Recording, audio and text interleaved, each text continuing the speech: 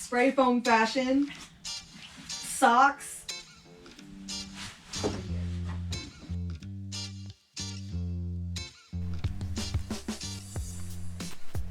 Okay, hi Gwen. I'm sweating, it's hot. Thanks to everybody for being here. Let's not start like that. I don't know what's going on. I'm just gonna sit like this and try to talk. Okay, so my name is Tiffany. This is Sailor. Thank you. It's crunch time because my summer season as a park ranger is starting in just about a month. We have a few more weeks of working on the van. You know, not too long until I have to start driving. So, birds. So it might not be finished by the time I leave, but it's gonna be what it's gonna be. I wanted to put together another video, but the problem is that nothing is done. Like, nothing. It's not like I can really show you, like, here's the finished product, ta-da, like, you know, YouTube magic. So the things that I figured I could cover for now is the insulation and also the electrical pre-wiring, just the parts I did in anticipation of actually hooking everything up to the big guys over here with the inverter charger and the batteries and all that stuff. So I figure I'll save that for a future video because that's kind of its own thing. So that's what we're going to cover in this episode. All right, today, progress report. Let's do that. Today I need to do some more planning as far as where the electrical is going to be run through the body. I need to figure out where the outlets are going to be, where those wires are going to run to get to those outlets.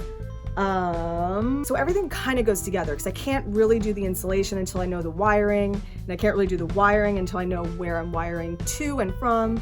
So it's kind of like it all goes together. It's not like just linear one thing, step one, step two, step three. So yeah, just still a lot of planning, a lot of things simultaneously being done. That's it. That's where we are. Here we go. So I should use a straight edge.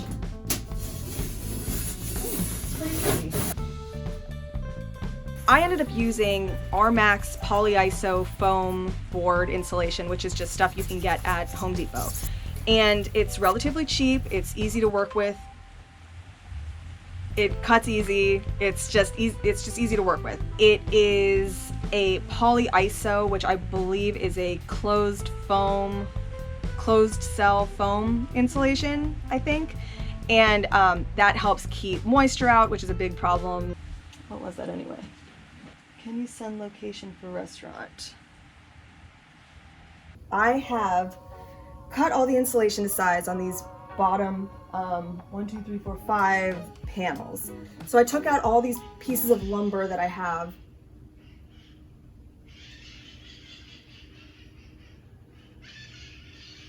I'm trying to figure out how to brace things to keep them in place. All right, I can't. It's hard because there's this weird bump. You can kind of see it there. You see that right there? So it seems like the adhesive holds it down here and right across there, but then there's just this giant gap from out here up. So I have this braced now for, I guess 48 hours, we'll leave it. Heavy duty construction adhesive. That should hold it. We're gonna call this little stretch here a win. So late last night, I decided a better way to handle this curve here, putting up the insulation, was to glue on insulation just like this, at the top and the bottom. And then that way when I put the piece on, it has something to adhere to. And I think that's gonna be a better system. One of the things I ended up doing, just because I happen to have two-way stickers or double-sided sticky tape stuff, you can kind of just tape, put your adhesive on the back of those boards and then also use the two-way stickers. It'll stick them up there, but it'll hold them in place until the adhesive has time to dry. Secret tricks of the trade. I'm a professional.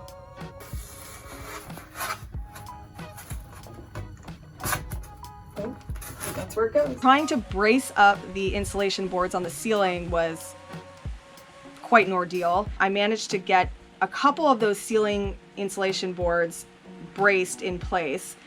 Came out the next morning and, you know, took all the wood down, kind of felt it, everything felt okay. That feels pretty secure. I was like, oh sweet, everything worked. I walked away and then I heard a commotion behind me. That answers that. So obviously that wasn't working. The ceiling boards, we ended up rigging up all sorts of different things to get everything braced up there long enough to dry. I have an adhesive back here, but I'm basically just using every scrap piece of wood I have. Like I have these random quarter rounds, which are not the best because there's some flex in here. Quarter rounds, I have like a million shims. This is clearly just sitting here. I don't know what that's doing. So here's another really cool thing about this project. I'm using a lot of old recycled wood for this stuff. Just things I've had around. Parts of it have been used and I've just been hoarding wood. But so yeah, all this wood that I can use, that I've been hoarding, I'm gonna use. Everything stayed up there eventually. I also ended up painting the insulation, some leftover like dark grayish green paint that I'd used in my bathroom at home.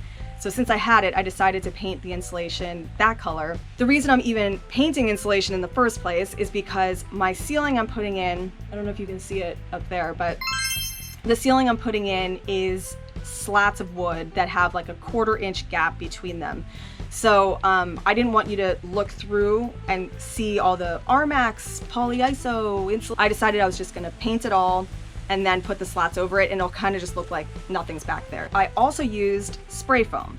I actually realized it would hold up those foam boards while they were drying a little too late in the process, but just so you know, you can kind of put the adhesive on the back of your foam board, put it up, and then spray around it, and that'll hold it in place. That gap filler insulation spray foam stuff dries really quick, so it'll hold the pieces in place. I'm just using all these leftover insulation scraps and shoving them all in those beams, and then I'm gonna just spray foam around to keep them in place and fill in all the gaps.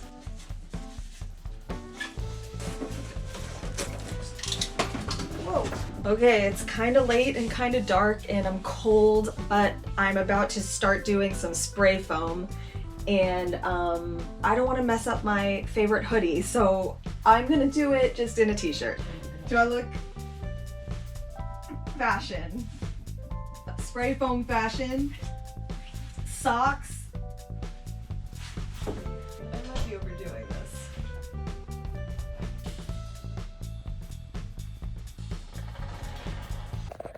Okay, so I did a bunch of spray foam last night and then again now. So everything is starting to be sealed. I have to use one of these just to kind of trim back this foam here because we're going to put some furring strips on top of this, so it kind of has to sit flush on here somewhat.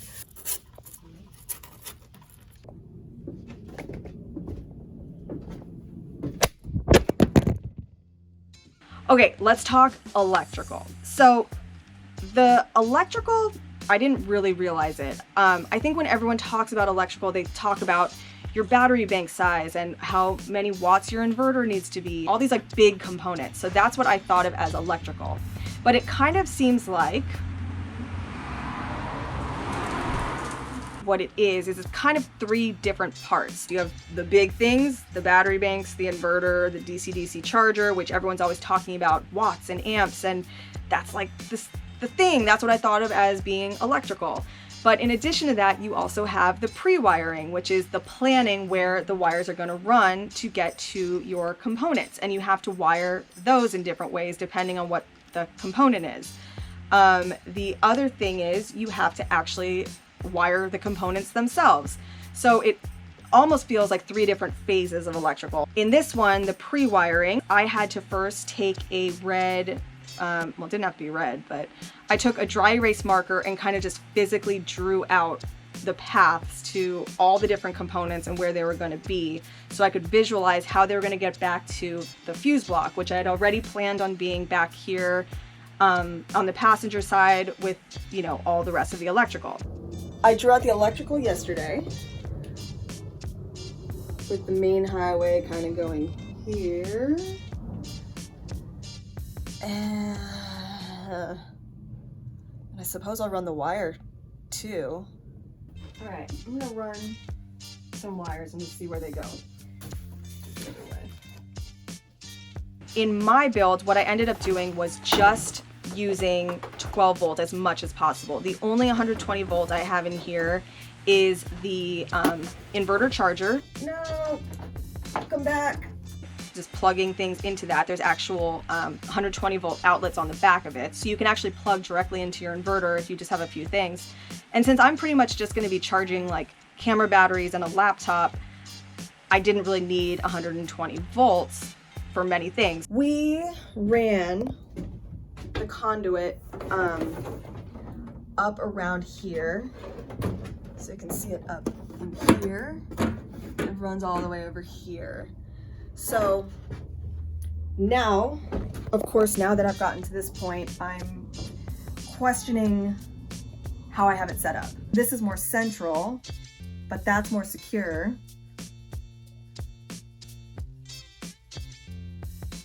Okay, I gotta think more. And the reason we're using conduit is to protect the wires so that they don't rub against these sharp edges when the van is in motion and everything's vibrating around, because that can cause damage to your wires, obviously.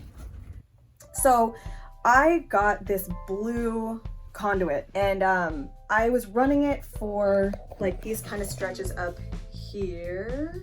It's too big to go through up here in these little spots here. Like they're fine down here, but it's an issue up anywhere where I have to feed it through this upper column here. And the other thing is that it's just really rigid, like it's hard to work with and it just doesn't go everywhere. What I ended up getting is this stuff. It's nice because it's more flexible and it also has a slit down the side. This one is 3/8 inch, I believe, maybe 1/2 inch, and it fits perfectly through that little hole in the top.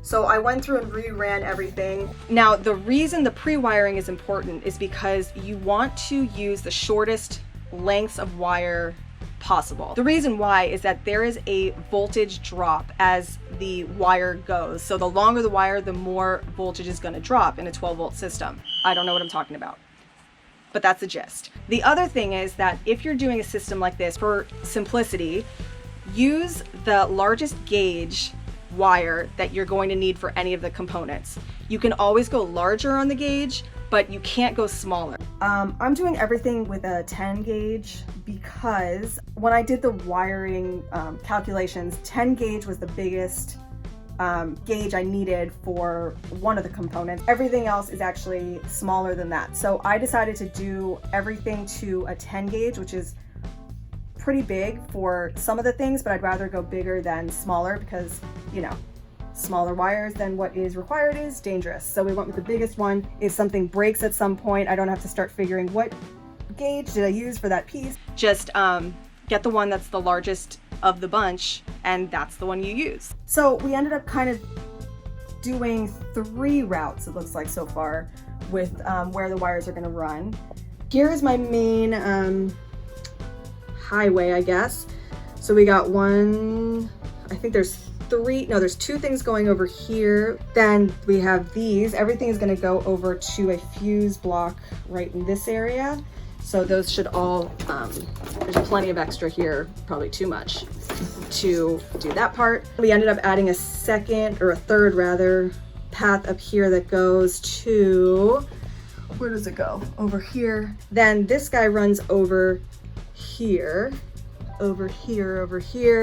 down there, and that is going to be the 12 volt plug for the refrigerator, which is going down here. I'm just waiting to finish everything and then have some major epiphany, like I've done it all wrong, like something happened that I was not taking into account. We'll see once I actually run everything.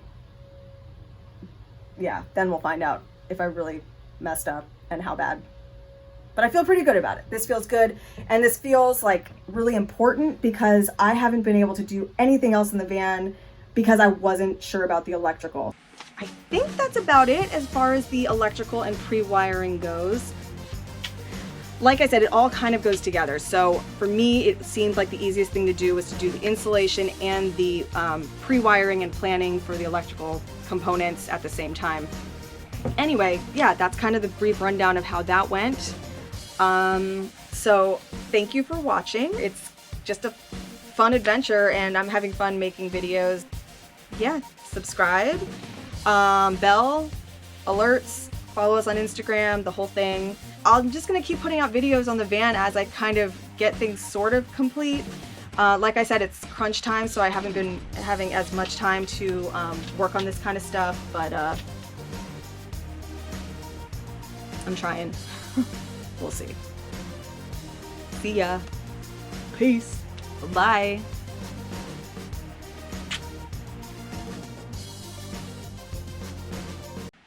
It's kind of really adorable when I look back at all the footage that I was shooting back at the beginning. Wow, you went in there with a lot of confidence. No idea what I was doing. I still have no idea what I'm doing and I'm just fumbling my way through. In case you're watching these videos and thinking I know a single thing about what I'm talking about, I don't. So, I ended up using RMax